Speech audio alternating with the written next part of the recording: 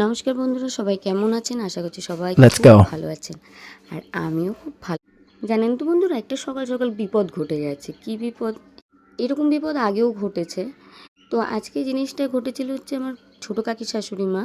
উনি প্রেশার কুকারে কচু সিদ্ধ বসিয়েছিলেন। কচুটা পুড়ে গেছে। আমার শাশুড়িমার গন্ধ পেয়েও সে না বলে চলে গেছে, তাড়া ছিল বলে। আর যে ঘরটা দেখছেন, এটা আমার ইনকমপ্লিট ঘর। আবার কেউ ভাববেন না ফেসবুকের টাকা, ইউটিউবের টাকায় করেছি। নিজেদের পরিশ্রমের টাকায় করেছি। এখনও বেশিটা কমপ্লিট করতে পারিনি, এইটুকুনি করে রেখে দিয়ে। আর এই যে ঘরটা দেখছেন, এটা হচ্ছে আমার ছোট দেওরের ঘর। ওরা না আজকে জানেন তো কোনো কিছু দিন মানে কোনো রিজন ছাড়াই ওদের ইচ্ছা হয়েছে একটু পিকনিক, তাই সবাই মিলে এখানে বিরিয়ানি পিকনিক করতে বসে গেছে। এই যে দেখুন আদি, এই সারাক্ষণ দুষ্টুমি, দেখুন আবার দৌড়ে দৌড়ে চলে যাচ্ছে। খালি ওকে নিচে পাঠালাম বকা, এখানে এসে দেখি দুই ভাই বোন মিলে দাঁড়িয়ে দাঁড়িয়ে ওদের কাকাদের কাজকর্ম। কি বলবো বলুন তো, বলার কিছু আছে?